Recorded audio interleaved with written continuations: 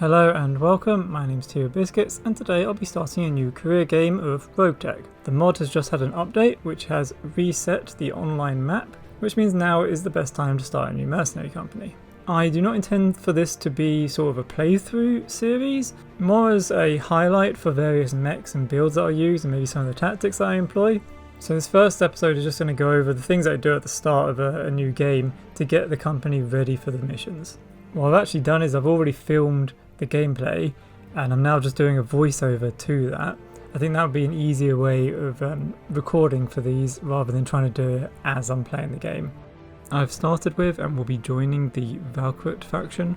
As they are on the north of the galaxy, they should come in contact with the clans a lot earlier, which means I'll be able to get some of their sweet salvage quite quickly. So first off, let's show you the mechs I've been assigned. The main two are the Hunchback and Trebuchet, which, although both sort of standard designs for their mechs, I'll be able to upgrade as I get better parts for them. I also got this Oscout, which I think is the worst mech in the game, as it has a single laser hardpoint for 35 tons. Its basic loadout is just a single medium laser, which I think is completely pointless. Compare that to the Locust, which is 15 tons lighter, and has a medium laser and 2 machine guns. Locusts I don't think are actually that bad, they're just a bit too light, bit under armoured. Finally, I got this Innisphere Standard. So these are the 5 squads of power armor. They're really dangerous up in close combat with these boarding claws, but their weapons don't do too much damage and they're normally quite short range. Some of the clan elemental versions can be pretty dangerous as they also are very hard to hit unless you use specific weapons, mostly machine guns and flamethrowers.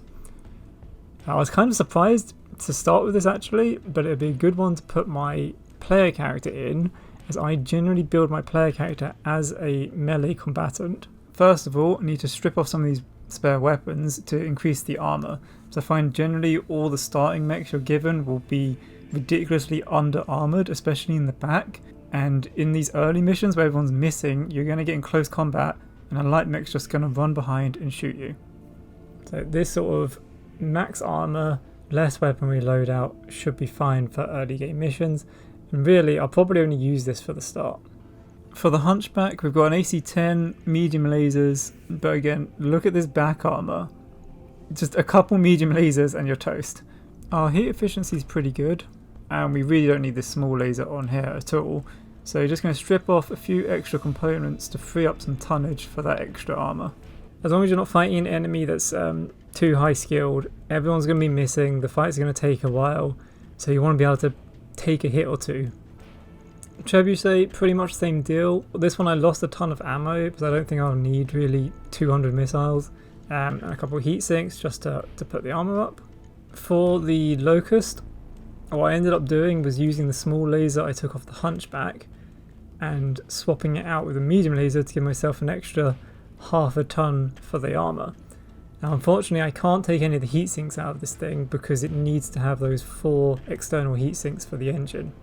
Now I would rather have replaced the machine gun ammo with a half-ton machine gun ammo and kept the medium laser, but there wasn't one in the shop and I don't start with one, so that's something to keep an eye out for. Next up, pilot skills. So I mentioned that I generally build my player character for melee, which is why I've gone with the bookish and gladiator traits, because these will give me a bit extra sight range so I can see the enemies to hit them in melee and then do 5% extra damage. So I will be going up the guts tree to get the berserker trait, but at the start of the game everyone's got terrible gunnery, so all your shots will be missing. So I do recommend definitely getting 4 points in gunnery to start with, just so you can actually hit your targets. 2 pilots I do want to point out. I've got this guy who has the assassin trait, which makes him very good at called shots.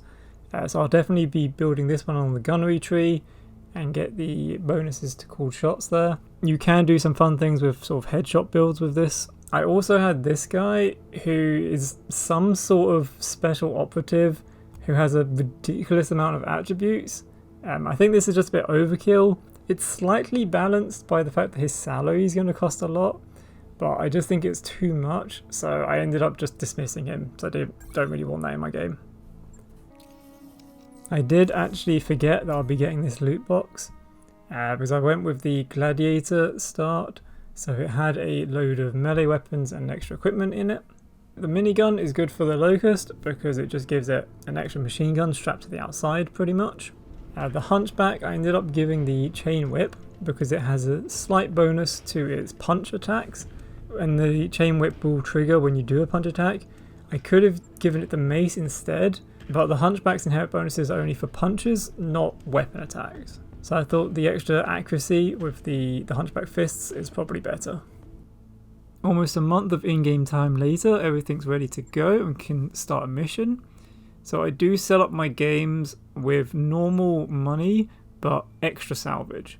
Because I like to build different mechs in this game, which means I need to get the salvage to be able to do that. I did at this point realise I actually had a vehicle that I didn't know about. It's just a little hunter, has 20 LRMs, sort of a useful support vehicle to be using when one of my other mechs is being repaired.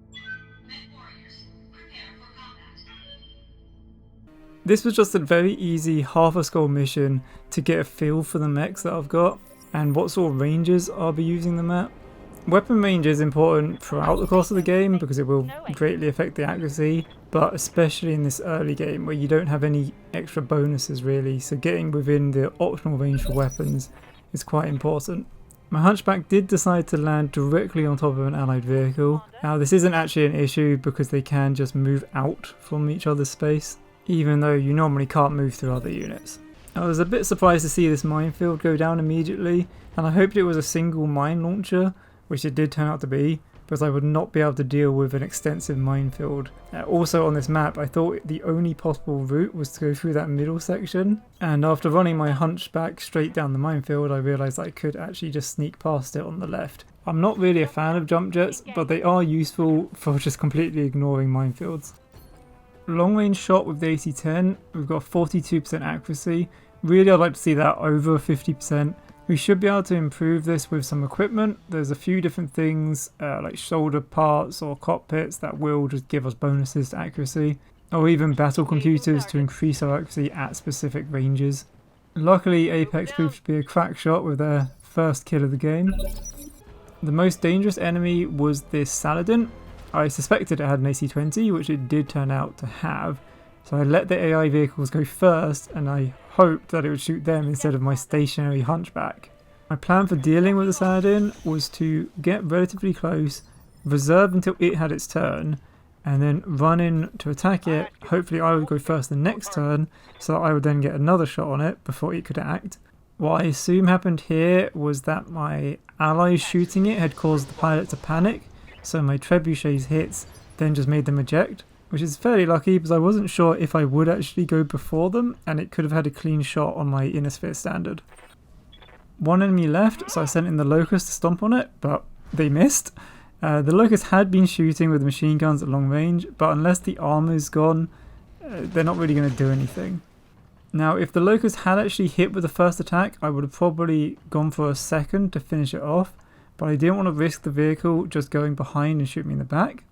Now I can't run away because of instability from missing the melee, but you just saw there, using Vigilance then removes the instability, allowing you to sprint. It's a very useful tool for running away, and the uncommon occurrence where you need to charge an enemy that's outside of conventional melee range, but you're unstable, so you can remove that so you can then charge them. Now let's see how you handle this.